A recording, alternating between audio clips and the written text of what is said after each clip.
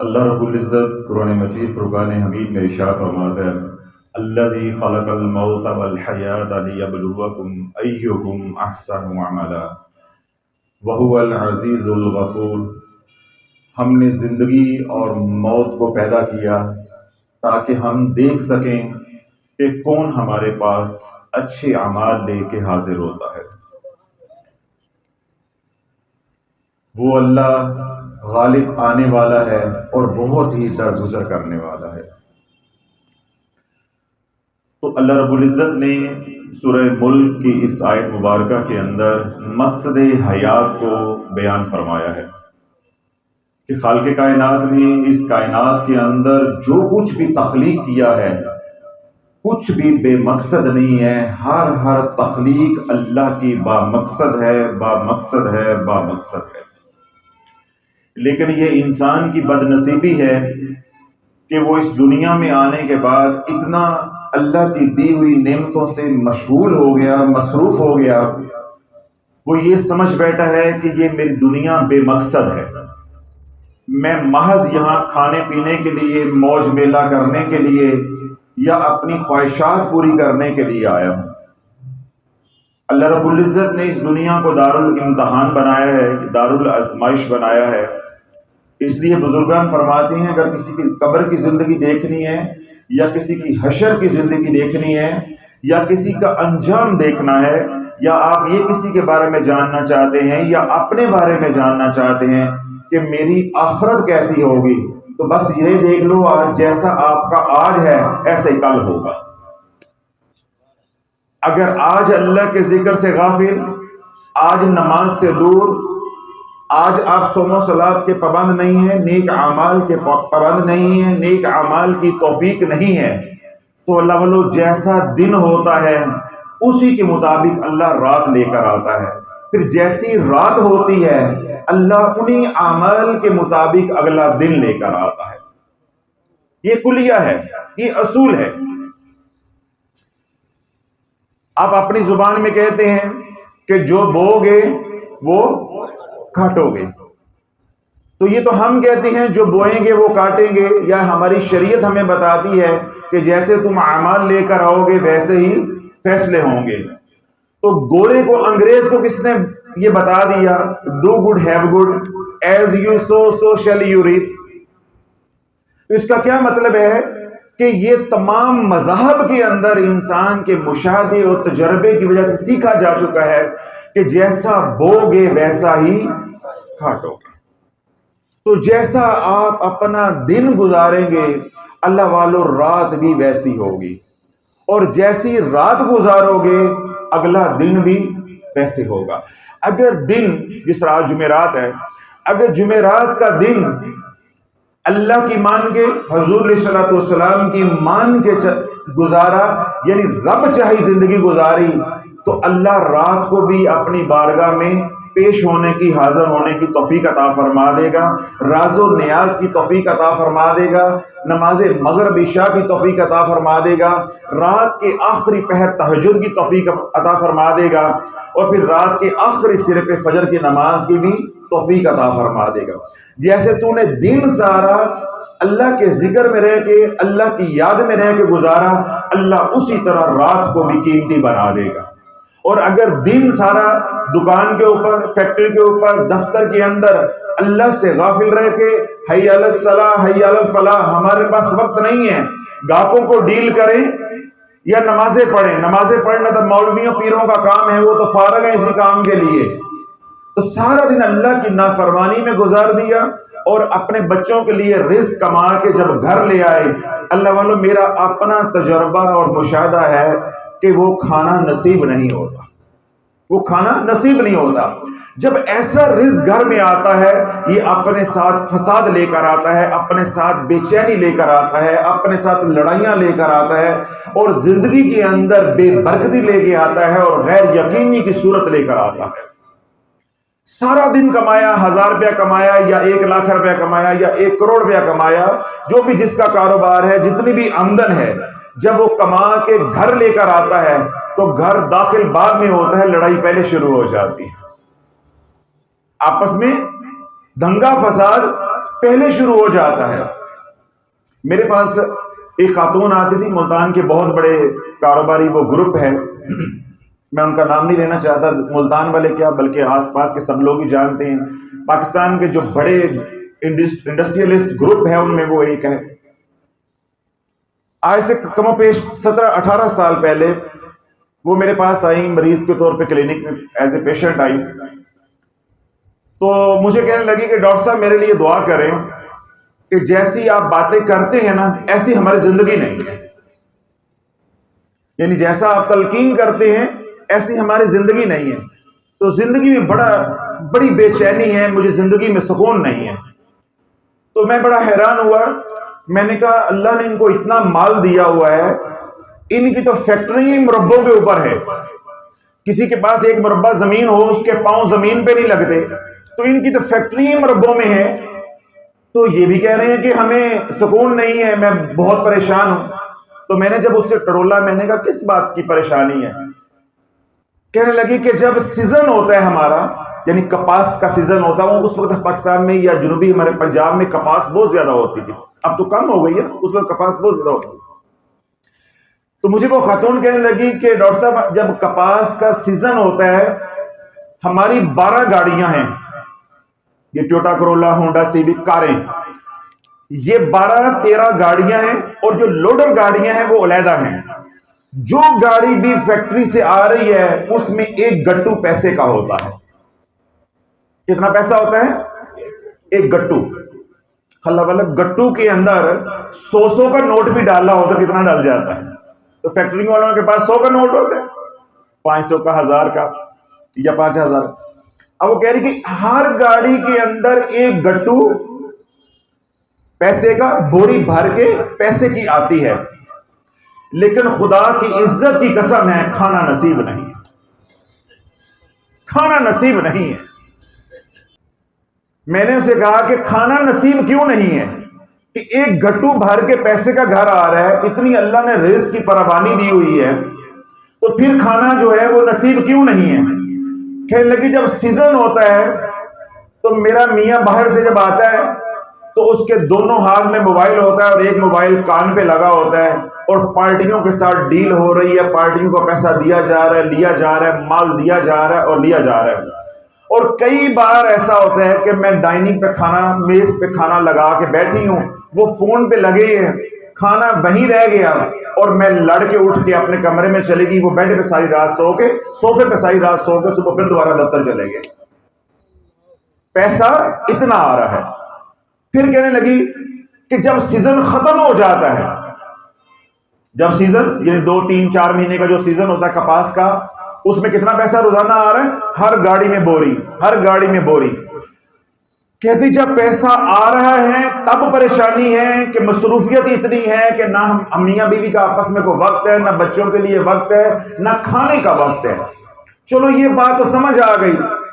تو جو بقیہ 4 یا 6 مہینے ہیں اس میں جب سیزن ختم ہو جاتا ہے تب بھی سکون نہیں ہے. پھر میرا میاں کبھی موبائل بند کر رہا ہے، کبھی مجھے فون دے رہا ہے کہ تو کال اٹینڈ کر لے، کبھی ملازموں کو فون دے رہا ہے تو کال اٹینڈ کر لے. پھر کیا ہوتا ہے؟ بینک پیچھے ہوتے ہیں، میاں آگے آگے ہوتا ہے. پھر جنہوں نے لینا ہے وہ پیچھے ہیں کہ ہمارا اتنے کروڑ ہے، ہمارا اتنے لاکھ ہے، ہمیں وہ رقم جو ادائیگی کی جائے. کہتا ہے پھر ٹینشن کی وجہ سے جو بینکوں سے لمٹ لی ہوئی ہے اس کی ٹینشن کی وجہ سے پھر کبھی فون بند کر رہے ہیں، کبھی نیند کی گولی کھا رہے ہیں، کبھی اسی ٹینشن میں گھر میں لڑائی ہو جاتی ہے. تو ڈاکٹر صاحب پیسہ ہے تب سکون نہیں ہے. جن دنوں میں پیسہ بوریاں بھر کے نہیں آ رہا تب سکون نہیں ہے. تو میں نے کہا تم اللہ کی نافرمانی چھوڑ دو، پیسہ گٹو بھر کے آئے گا تب بھی سکون ہوگا، پیسہ جیب بھر کے آئے گا تب بھی سکون ہوگا، اور اگر جیب خالی بھی ہوگی تب بھی سکون ہوگا. بات یہ تو اللہ کی نافرمانی چھوڑ دو. تو مجھے کہنے لگے کہ ہم اللہ کی کیا نافرمانی چھوڑ دیں؟ میں کہا سود چھوڑ دو، سود چھوڑ دو. اللہ نے قتل والے کے خلاف یہ اعلان جنگ نہیں کیا، یعنی جو قاتل ہے جس نے قتل کیا اس کے خلاف اعلان جنگ نہیں ہے. جس نے نماز چھوڑی، نماز کتنا بڑا اللہ کا حکم ہے، جس نے نماز چھوڑی، حج چھوڑا، زکوٰۃ چھوڑی، یا اور دیگر احکامات جو ہے وہ توڑے یا نظر انداز کیے، شعوری طور پہ یا لاشعوری طور پہ، اللہ نے اعلان جنگ نہیں کیا، اللہ نے اعلان جنگ کیا ہے تو دو اعمال کے خلاف کیا ہے۔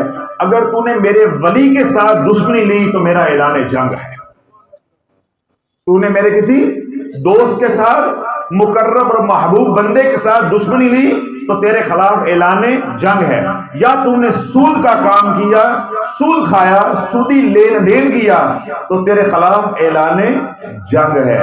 جس نے ایک پائی بھی سود کی کھائی اس نے 35 بار اپنی سگی ماں سے زنا کیا، اس سے بھی بدتر گناہ ہے، اس سے بھی بدتر گناہ ہے۔ تو اللہ والو جو سود کا کام کر رہا ہے، لمٹ پہ پیسہ لے کے کام کر رہا ہے، جس طرح آج کل ہمارے تمام شہروں کے اندر اور چھوٹے چھوٹے قصبوں اور دیہاتوں کے اندر بھی کچھ لوگ ایسے بدبخت پھیل گئے ہیں جو سود کا لین دین کرتے ہیں، دکاندار ان پہ سود پہ پیسہ لیتے ہیں، تو وہ پیسے کے ساتھ چھوٹا کاروبار کوئی کر رہا ہے یا بڑا کاروبار کر رہا ہے یا کوئی بینک کے ساتھ کاروبار کر رہا ہے، تو اللہ والو اس کے خلاف اللہ اس کے رسول کی جنگ ہے۔ تو اللہ کے خلاف جنگ کون جیتے گا؟ اللہ کے خلاف جنگ کون جیتے گا؟ تو ایسے ہی اگر کسی نے عالم ربانی کے ساتھ، علماء ربانی میں سے کسی باعمل عالم کے ساتھ، کسی شیخ کے ساتھ بگاڑ لی اور بے مقصد بغیر کسی تحقیق کے اس کی تذلیل کی، اس کی تحقیر کی، تو اللہ کیا فرماتا ہے؟ اس کے خلاف اعلان جنگ ہے، میں اس کی دنیا بھی برباد کر دوں گا، اس کی آخرت بھی برباد کر دوں گا۔ تو اللہ لوگ عرض کرنے کا مقصد یہ ہے کہ جب زندگی اعمال والی، اعمال سے مراد نیک اعمال والی، جب زندگی نیک اعمال والی نہیں ہوگی تو زندگی میں سکون نہیں ہوگا۔ اللہ نے جو مقصد حیات دیا ہے وہ کیا؟ وَمَا خَلَقْتُ الْجِنَّ وَالْإِنسَ إِلَّا لِيَعْبُدُونَ، ہم نے جن و انس کو محض اپنی عبادت کے لیے پیدا کیا، یعنی جن و انس میری رضا والی زندگی گزار کر آئیں۔ تو رضا والی زندگی تو تبھی ہوگی کہ اگر حضور کی غلامی والی زندگی ہوگی۔ من چاہی زندگی تو رضا والی نہیں ہے، رب چاہی زندگی رضا والی ہے، اور رب چاہی زندگی گزارنی ہے تو حضور کی غلامی میں آنا پڑے گا۔ جو بھی قدم اٹھائیں، جو بھی کام کرنے لگیں، جو بھی عمل کرنے لگیں تو کملی والے کا طریقہ دیکھنا پڑے گا اور اللہ کا حکم دیکھنا پڑے گا۔ کملی والے کا طریقہ اور اللہ کا حکم دیکھیں گے۔ جب اللہ کے حکم کے مطابق اور حضور علیہ الصلوۃ والسلام کی سنت کے مطابق جب کام ہوگا تو ایسی زندگی کو ہم کیا کہیں گے کہ رب چاہی زندگی ہے۔ تو جب چاہا جب دل چاہا نماز پڑھ لی، جب چاہا چھوڑ دی، جب چاہا وظیفہ پڑھ لیا، ذکر کر لیا، اور جب چاہا چھوڑ دیا، جب چاہا سود پہ کام کر لیا، جب چاہا چھوڑ دیا، تو اس زندگی کو رب چاہی کہیں گے یا من چاہی کہیں گے؟ یہ من چاہی زندگی ہے۔ تو انتہائی معذرت کے ساتھ اللہ والو آج مسلمان من چاہی زندگی گزار کے عزت چاہتا ہے۔ اللہ نے عزت رب چاہی زندگی کے اندر رکھی ہے، من چاہی زندگی کے اندر اللہ نے ذلت رکھی ہے، اللہ نے بے سکونی رکھی ہے، اور اللہ نے ایسی زندگی کو سلامتی سے محروم رکھا ہے۔ پھر کیا ہوتا ہے کہ ہماری اولاد 22-24 سال کی یعنی کڑیل جوان ہو جاتی ہے تو اللہ ہماری نافرمانی کو دیکھتے ہوئے 22 سال انتظار کرتا ہے۔ کتنے سال؟ 22 سال، 18 سال، 20 سال، 24 سال انتظار کرتا ہے۔ پھر جب اولاد جوان ہو جاتی ہے، بچے نے ڈگری لے لی، بیٹی جوان ہو گئی، اب اس کا رشتہ کرنا ہے، رب کہتا ہے کہ ان کی خاطر تو نے مجھے حقیر جانا، میرے احکامات کو حقیر جانا، میرے محبوب علیہ الصلوۃ والسلام کی مبارک سنتوں کو حقیر جانا، اور تو نے چاہا کہ میں اپنی مرضی کے مطابق پالوں گی یا پالیں گے، اپنی مرضی کے مطابق پڑھائیں گے اور اپنی خواہش کے مطابق خوشیاں دیکھیں گے۔ اب خوشیاں دیکھنے کا وقت آ گیا ہے، اب فصل پک گئی ہے، اب فصل کاٹنے کا وقت آ گیا ہے۔ اگر ہمت ہے تو خوشیاں دیکھ کے دکھاؤ، اگر ہمت ہے تو فصل کاٹ کے دکھاؤ۔ اللہ اولاد کو نافرمان کر دیتا ہے، اللہ اولاد کو آوارہ کر دیتا ہے، اللہ غم بھیج دیتا ہے، اللہ پریشانیاں بھیج دیتا ہے، اللہ تکلیفیں بھیج دیتا ہے، اللہ ذلت کے فیصلے اتار دیتا ہے، ہے، پھر ان فیصلوں کے اوپر عمل درآمد شروع ہو جاتا ہے۔ پھر جو ہنسی خوشی ایک خاندان زندگی گزار رہا ہوتا ہے، جس اولاد کو دیکھ کے دن رات وہ خوش ہو رہا ہوتا ہے، جن ماں باپ نے اپنی ساری امیدیں اس اولاد کے ساتھ لگائی ہوتی ہیں، اب وہ اولاد ہی وبال جان بن جاتی ہے۔ بیٹیوں کو دیکھ کے رو رہا ہے، بیٹوں کو دیکھ کے آنسو رو رہا ہے۔ اب رب عرشوں سے آواز دیتا ہے، تیری امیدوں کا مرکز تیری بیٹی تھی، تیری امیدوں کا مرکز تیرا بیٹا تھا، کبھی کاش تو نے امیدوں کا مرکز مجھے بنایا ہوتا، آج تجھے یہ دن نہ دیکھنا پڑتا، آج تجھے یہ دن نہ دیکھنا پڑتا، امیدوں کا مرکز میں ہوتا۔ تو قدم اٹھاتا تو اللہ، تو لیٹتا تو اللہ، تو کھاتا تو اللہ، تو ہاتھ بڑھاتا تو اللہ، تو ہاتھ کو روکتا تو اللہ، تیرے ہر کام میں میں پہلے ہوتا، تو آج میں تجھے کسی سے پیچھے نہ رہنے دیتا۔ آج تو راتوں کو اٹھ کے روتا ہے کہ میرے شریکے کی بیٹیاں بیائی گئی ہیں، میرے شریکے کے بچے جوان ہو کے باہر کے ملکوں میں جا کے اچھے کاروبار پہ لگ گئے ہیں، فلاں کی اولاد بڑی فرما بردار ہے، فلاں کی اولاد بڑی اطاعت گزار ہے، میری اولاد کو کیا ہو گیا؟ کاش تو نے امیدوں کا مرکز مجھے بنایا ہوتا، میں تجھے خاندان میں نہیں پوری دنیا میں عزتیں دے کے دکھاتا، میں پوری دنیا میں عزتیں دے کے دکھاتا۔ پھر اللہ والو بدبختی یہاں ختم نہیں مسلمان کی ہو جاتی، پھر 22 سال 24 سال جو اللہ کی نافرمانی والے گزار لیے ہیں، اب رب کی پکڑ آ بھی گئی ہے، تو تب بھی رجوع اللہ نہیں ہے، اللہ کی طرف دھیان نہیں ہے کہ میں توبہ کر لوں، میں رجوع کر لوں۔ پھر کہاں بھاگ رہے ہیں؟ عاملوں کے پاس، پیروں کے پاس، درگاہوں پہ، کہ یہ ہماری بگڑی بنا دیں گے۔ اللہ والو جو خود محتاج ہیں تیری بگڑی کیسے بنا دیں گے؟ اب سردی ہے، مجھے پسینہ آ رہا ہے، میں تو اپنا پسینہ روکنے پہ قادر نہیں ہوں، تو تیرا پیشاب کیسے کھول سکتا ہوں، تیرا رزق کیسے کھول سکتا ہوں؟ یا تیری سانسیں اکھڑ رہی ہیں، تجھے سانسیں دینے پہ میں قادر ہوں، یا جو مالک حقیقی ہے وہ قادر ہے؟ پھر اللہ والو بجائے کہ انسان پکڑ میں آ گیا ہے، تکلیف میں آ گیا ہے، وہ رب کے سامنے اعتراف جرم کر لے۔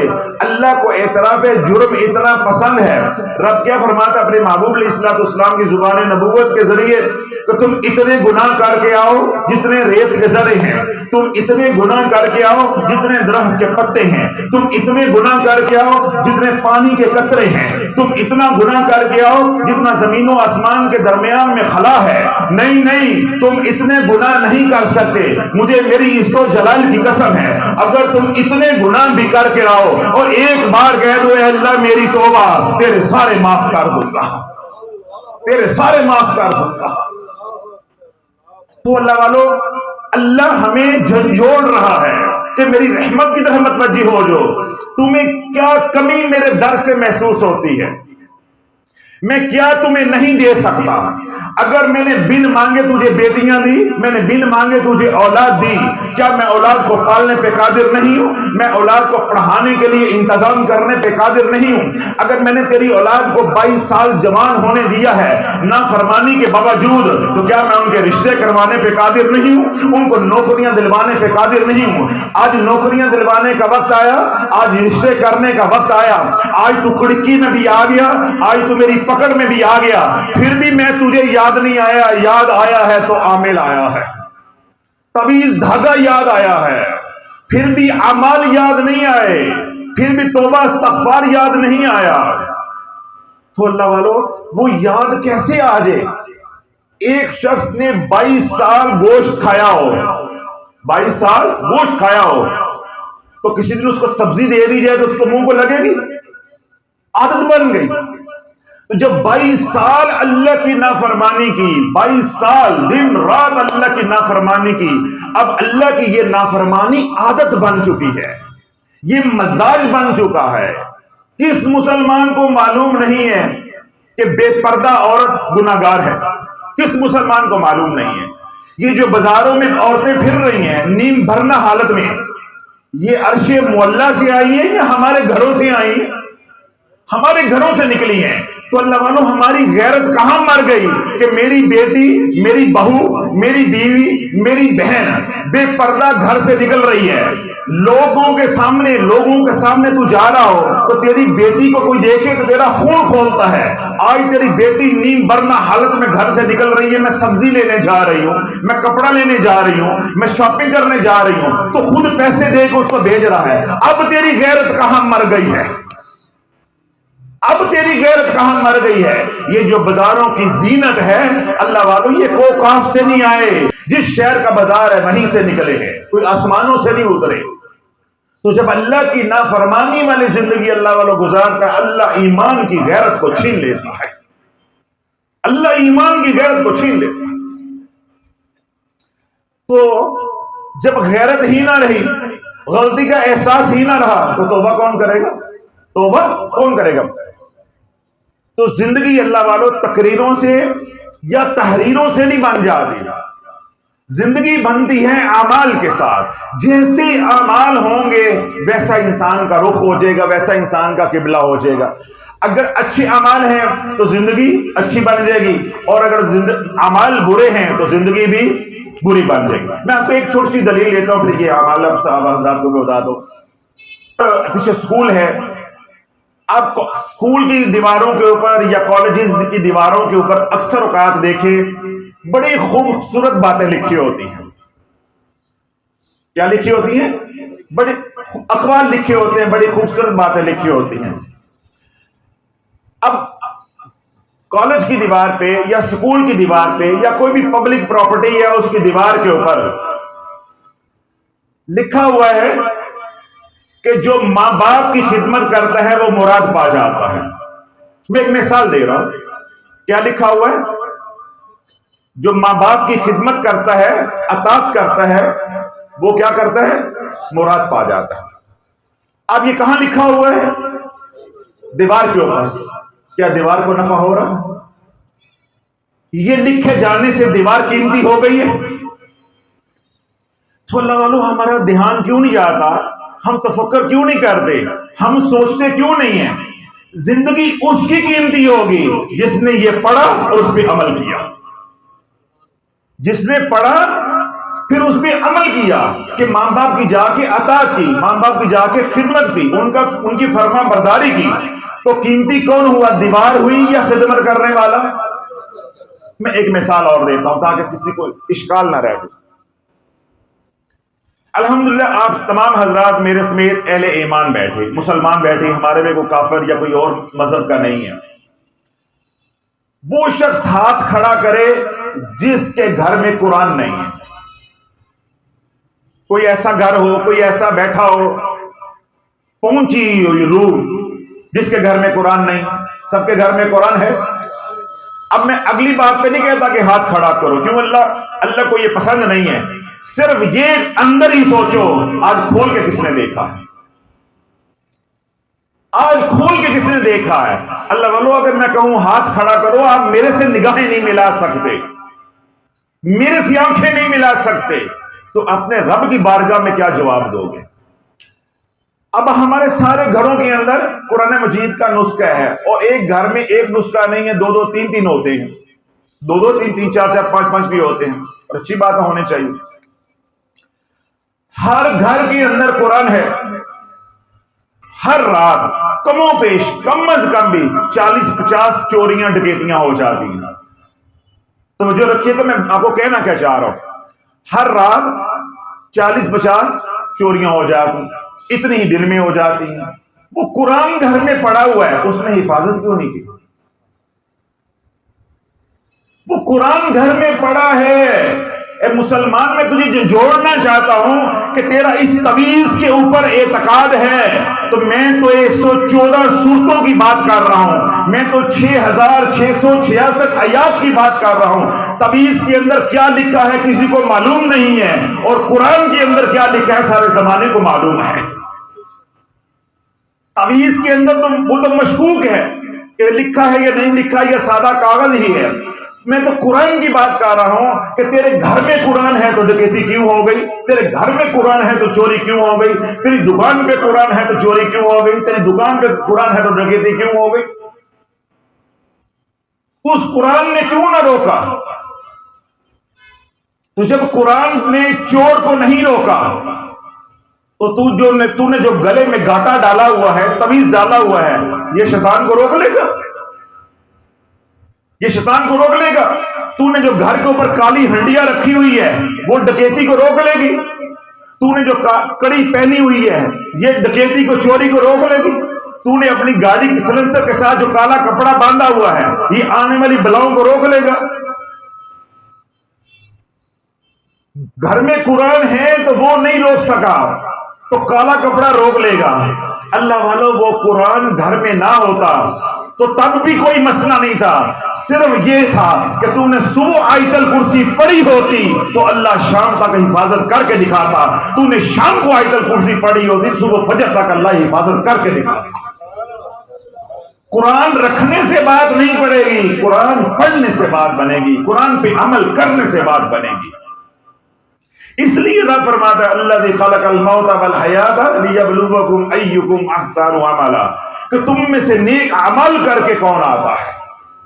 قرآن لے کر آنا، بازار سے ہدیہ دے کے لے کر آنا گھر میں پڑھنے کی نیت سے، وہ اچھے اعمال میں سے ایک عمل ضرور ہے، لیکن لا کے اس کو اوپر رکھ دینا کہ جب بہن کو طلاق کا وقت آئے گا پھر جھوٹی قسم کھائیں گے، جب پنچایت بیٹھے گی تو جھوٹی قسم کھائیں گے، یا ماں مر جائے گی تو اس کی کل خانی پہ کھولیں گے۔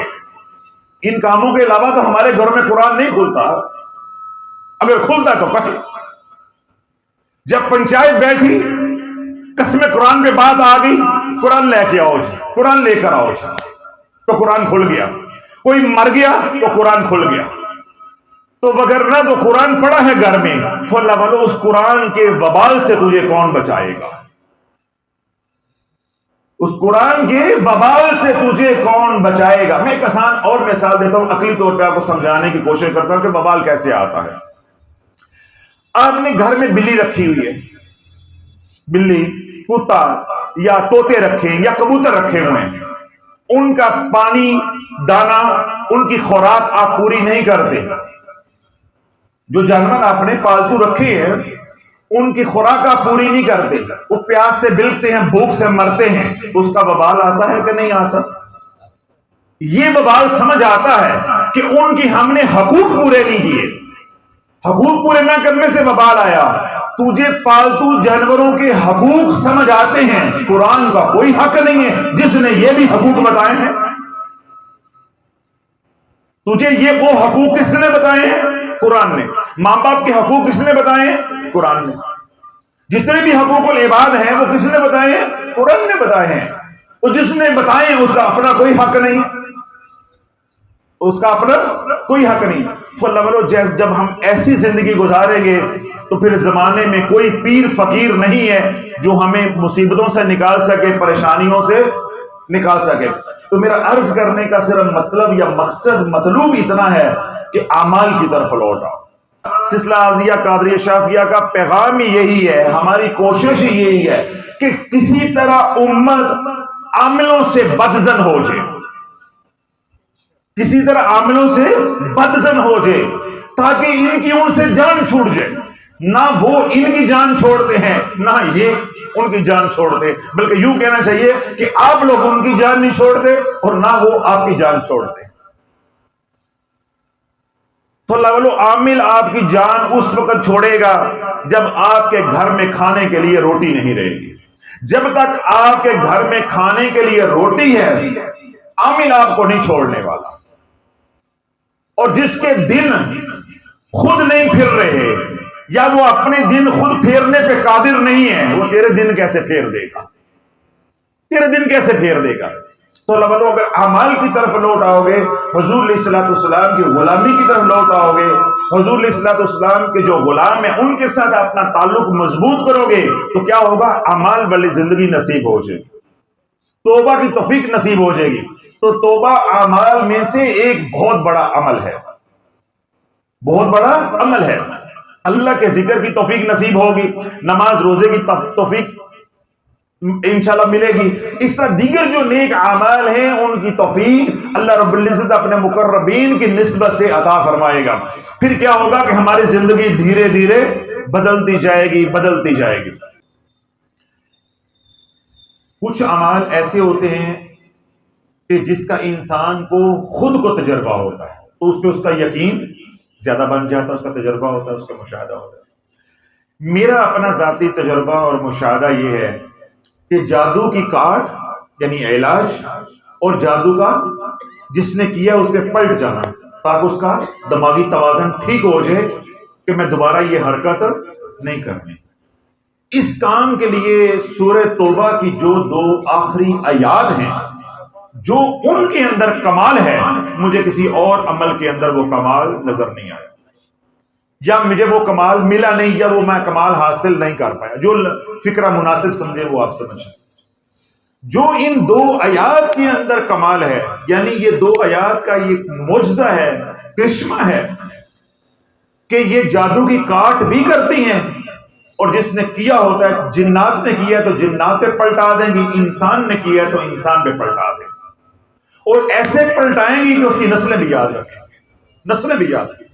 یہ دشمنوں کو نکیل ڈالنا، جس کو کہتے ہیں دشمنوں کو نٹھ پانا، تو یہ 2 قرآن کی آیات سورہ توبہ کی آخری آیت نمبر 128 آیت نمبر 129، لقد جاءکم رسول من انفسکم عزیز علیہ ما عنتم حریص علیکم بالمؤمنین رؤوف الرحیم فإن تولوا فقل حسبی اللہ لا الہ الا هو علیہ توکلت وهو رب العرش العظیم۔ رات کو عشاء کی نماز کے بعد 129 بار، کتنی بار؟ 129، 129 ٹائمز، 129 بار ان 2 آیات کو، سورہ توبہ کی آخری 2 آیات کو آپ پڑھیں گے اول و آخر 11 بار درود پاک، اور درود پاک پڑھنا ہے درود ابراہیمی۔ کون سا درود؟ درود ابراہیمی۔ اللہ سے دعا کریں کہ یا اللہ جو میرے اوپر حالات ہیں، جادو ہے، کالی نظر ہے، حسرت کی نظر ہے، بندش ہے، جیسی بھی کوئی معاملات ہیں، یا اللہ اس سے مجھے خلاصی عطا فرما، اور جس نے کیا ہے میں نہیں جانتا، تو جانتا ہے، انہی پہ پلٹا دے۔ میں نہیں جانتا، تو جانتا ہے، انہی پہ پلٹا دے۔ کسی کا نام نہیں لینا، کسی کا تصور نہیں کرنا، اللہ پہ چھوڑ دینا۔ کیوں؟ آپ نے کیا کہا؟ فَإِن تَوَلَّوْا فَقُلْ حَسْبِيَ اللَّهُ، کہو میرے لیے اللہ کافی ہے۔ تو پھر نام نہیں لینا کہ میری پھپھی نے کیا ہے، میری نند نے کیا ہے، میری ساس نے کیا ہے، نہیں، ہو سکتا انہوں نے نہ کیا ہو، تو حق عدالت لگاؤ گے تو نفع کی بجائے کیا ہو جائے گا؟ نقصان ہو جائے گا۔ تو جب آپ نے کہا حسبی اللہ لا الہ الا ہو، میرے لیے میرا اللہ کافی ہے، تو اپنے سارے فیصلے اللہ کے حوالے کر دو۔ اور 129 مرتبہ سورۃ توبہ کی آخری 2 آیات اول و آخر 11 بار درود پاک۔ اب یہاں پہ ایک مسئلہ ہوتا ہے، پھر لوگ پوچھتے ہیں جب اس کو وظیفے کی نیت سے پڑھیں گے تو اس کے ساتھ اعوذ باللہ اور بسم اللہ دونوں پڑھیں گے پہلی بار، جب بار بار پڑھیں گے تو پھر صرف بسم اللہ پڑھیں گے، لیکن جب سورۃ توبہ پوری پڑھی جائے گی تو پھر بسم اللہ شریف نہیں پڑھی جائے گی۔ تو یہ وظیفہ ہے، تو جس وظیفے کے ساتھ بسم اللہ نہیں ہوگی، جس وظیفے کے ساتھ درود پاک نہیں ہوگا، تو وہ قبول کیسے ہوگا، اس کی تاثیر کیسے آئے گی؟ تو جب پوری سورت پڑھیں گے تو تب بسم اللہ نہیں پڑھیں گے، ایک مسئلہ۔ اور دوسرا مسئلہ پھر وہی گھوم کے آئے گا کہ ناپاکی میں پڑھ سکتے ہیں، ناپاکی میں روٹی کھا سکتے ہیں، تو ذکر کیوں نہیں کر سکتے؟ ناپاکی میں شاپنگ ہو سکتی ہے، جس اللہ نے مال دیا شاپنگ کے لیے وہ اس کی یاد کیوں نہیں ہو سکتی؟ تو بھائی اللہ کا ذکر ہر حال میں کرنا ہے۔ جس طرح پہلے میں نے مسئلہ سمجھایا تفصیل کے ساتھ کہ نماز نہیں پڑھنی، قرآن کی تلاوت نہیں کرنی اور قرآن کو چھونا نہیں، یہ 3 کام نہیں کرنے، باقی سارے کام کرنے کو پہلے بھی کرتے ہیں۔ تو 129 مرتبہ سورۃ توبہ کی آخری 2 آیات بسم اللہ شریف کے ساتھ اول و آخر 11 بار درود پاک رات کو پڑھیں گے، ایسے ہی فجر کی نماز کے بعد پڑھیں گے، صبح شام۔ 21 دن کا یہ عمل ہے۔ کتنے دن کا؟ 21 دن کا۔ اللہ والو تمہارے اوپر جادو ہے، بندش ہے، کالی نظر ہے، حسد کی نظر ہے، حسد کی نظر ہے، کسی بھی طرح کے جناتی اثرات ہیں، سب جل جائیں گے۔ اللہ عافیت کی، سلامتی کی، خیر کی، برکت کی راہیں کھول کے دکھائے گا، اور جس نے یہ جادو کیا ہے، عمل کیا ہے، یہ نظر لگائی ہے، یہ حسد میں جل رہا ہے، اللہ اس کا کیا اسی پہ پلٹ دے گا۔ ہو سکتا ہے اس کو تھوڑی سی ٹھوکر لگے، اللہ اس کو بھی ہدایت عطا فرما دے۔